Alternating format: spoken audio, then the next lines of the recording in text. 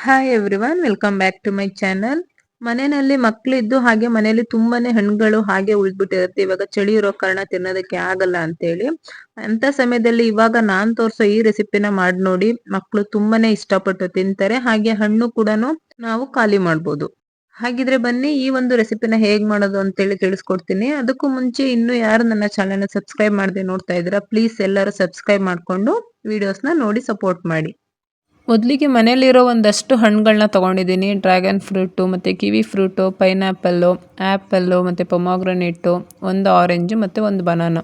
ಇದಿಷ್ಟು ಹಣ್ಣುಗಳನ್ನ ತೊಗೊಂಡಿದ್ದೀನಿ. ಇದಿಷ್ಟನ್ನು ತೊಗೊಂಡು ನೀಟಾಗಿ ವಾಶ್ ಮಾಡಿ, ನಿಮಗೆ ಯಾವ ಹಣ್ಣು ಯಾವ ಶೇಪಿಗೆ ಬೇಕೋ ಆ ಶೇಪಲ್ಲಿ ನೀವು ಹಣ್ಣುಗಳನ್ನ ಕಟ್ ಮಾಡ್ಕೊಳ್ಬೋದು. ನಾನಿಲ್ಲಿ ಮೊದಲನೇದಾಗಿ ಬನಾನನ ತೊಗೊಂಡಿದ್ದೀನಿ. ಬನಾನನ ಈ ರೀತಿ ರೌಂಡ್ ಶೇಪಲ್ಲಿ ಕಟ್ ಮಾಡ್ಕೊಳ್ತಾ ಇದ್ದೀನಿ. ಹಾಗೆ ಆ್ಯಪಲ್ಲು, ಆಮೇಲೆ ಎಲ್ಲ ಹಣ್ಣುಗಳನ್ನೂ ಇದೇ ರೀತಿ ನನಗೆ ಯಾವ ಶೇಪಿಗೆ ಬೇಕೋ ಆ ಶೇಪಿಗೆ ಕಟ್ ಮಾಡ್ಕೊಳ್ತೀನಿ. ನೀವು ಇಷ್ಟೇ ಹಣ್ಣುಗಳನ್ನ ಹಾಕಬೇಕು ಅಂತೇನಿಲ್ಲ. ನಿಮ್ಮ ಮನೇಲಿ ಯಾವ ಹಣ್ಣು ಅವೈಲೇಬಲ್ ಇರುತ್ತೋ ಆ ಹಣ್ಣನ್ನು ಯೂಸ್ ಮಾಡಿಕೊಂಡು ನೀವು ಈ ಒಂದು ಗ್ಲಾಸ್ ಕೇಕ್ ಅಥವಾ ಫ್ರೂಟ್ ಕೇಕ್ನ ನೀವು ಮಾಡ್ಕೊಳ್ಬೋದು. ನನ್ನ ಹತ್ರ ಇದಿಷ್ಟು ಇತ್ತು, ಹಾಗಾಗಿ ಇದಿಷ್ಟನ್ನು ಬಳಸ್ಕೊಳ್ತಾ ಇದ್ದೀನಿ. ಸೊ ಇವಾಗ ನೋಡ್ತಿರ್ಬೋದು, ಇಲ್ಲಿ ಆ್ಯಪಲ್ ಕಟ್ ಮಾಡ್ಕೊಂಡಿದ್ದೀನಿ, ಬಾಳೆಹಣ್ಣು ಮತ್ತು ಆರೆಂಜ್ ಕಟ್ ಮಾಡ್ಕೊಂಡಿದ್ದೀನಿ. ಇವಾಗ ದಾಳಿಂಬೆ ಹಣ್ಣನ್ನು ಕೂಡ ಇಲ್ಲಿ ಬಿಡಿಸ್ಕೊಳ್ತಾ ಇದ್ದೀನಿ. ನೆಕ್ಸ್ಟ್ ಇವಾಗ ಒಂದು ಕಿವಿ ಹಣ್ಣನ್ನು ತೊಗೊಂಡು ಅದರದ್ದು ಸಿಪ್ಪೆನೆಲ್ಲನೂ ತೆಗೆದುಬಿಟ್ಟು ನೀಟಾಗಿ ವಾಶ್ ಮಾಡಿ ಈ ರೀತಿ ಕಟ್ ಮಾಡಿ ಒಂದು ಪ್ಲೇಟ್ನಲ್ಲಿ ಎತ್ತಿಟ್ಕೊಳ್ತಾ ಇದ್ದೀನಿ. ಇದಕ್ಕೆ ನೀವು ಸ್ಟ್ರಾಬೆರಿ ಹಣ್ಣನ್ನು ಕೂಡ ಯೂಸ್ ಮಾಡ್ಕೊಳ್ಬೋದು, ಮತ್ತು ದ್ರಾಕ್ಷಿ ಹಣ್ಣನ್ನು ಕೂಡ ಯೂಸ್ ಮಾಡ್ಕೊಳ್ಬೋದು. ಬ್ಲ್ಯಾಕ್ ದ್ರಾಕ್ಷಿ ಮತ್ತು ಗ್ರೀನ್ ದ್ರಾಕ್ಷಿಗಳನ್ನೂ ಕೂಡ ನಾವಿಲ್ಲಿ ಈ ಒಂದು ರೆಸಿಪಿಲಿ ನಾವು ಇದನ್ನು ಯೂಸ್ ಮಾಡ್ಕೊಳ್ಬೋದು.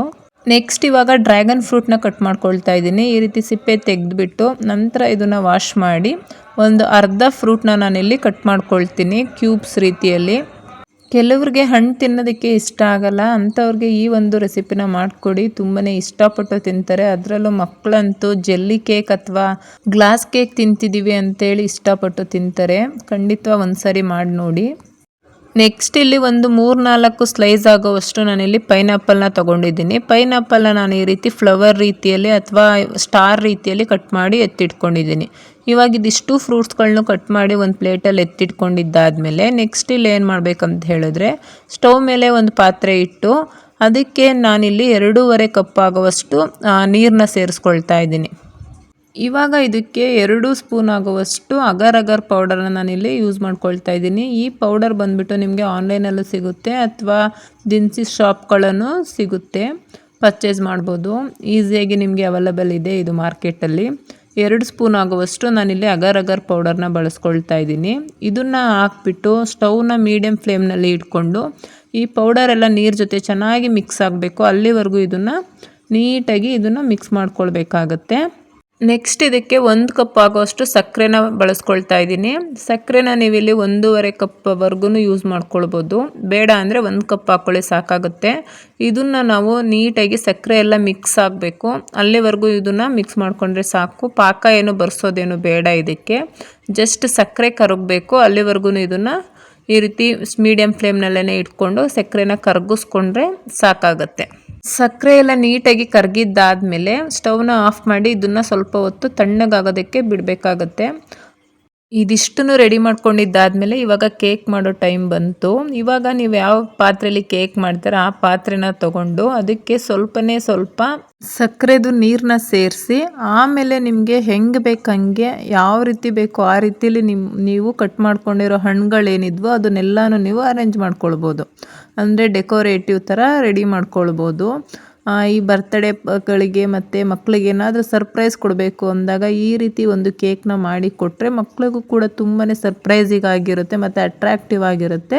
ಹಾಗೆ ಅವರು ಕೂಡ ಇಷ್ಟಪಟ್ಟು ಫ್ರೂಟ್ಸ್ನೆಲ್ಲನೂ ಕೂಡ ತಿಂತಾರೆ. ನಿಮಗೆ ಯಾವ ರೀತಿ ಹಣ್ಣುಗಳನ್ನ ಜೋಡಿಸ್ಬೇಕು ಅನಿಸುತ್ತೋ ಆ ರೀತಿ ಹಣ್ಣುಗಳನ್ನ ಜೋಡಿಸ್ಕೊಳ್ಬೋದು.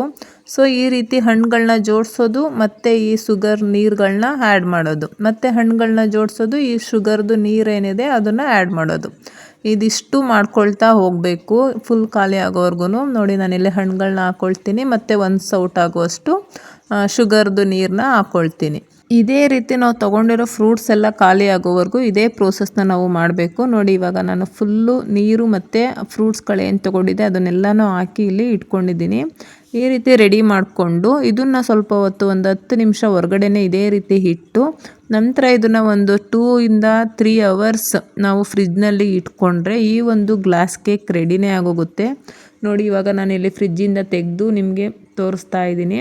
ಇವಾಗ ಇದ್ರ ಮೇಲೆ ಒಂದು ಪ್ಲೇಟ್ನ ಉಲ್ಟಾ ಮಾಡಿ ಇಟ್ಕೊಂಡು ಅದನ್ನು ಈ ರೀತಿ ಉಲ್ಟಾ ಮಾಡಿಕೊಂಡ್ರೆ ಈಸಿಯಾಗಿ ನಾವು ಇದನ್ನು ಅನ್ಮೋಲ್ಡ್ ಮಾಡ್ಕೊಳ್ಬೋದು.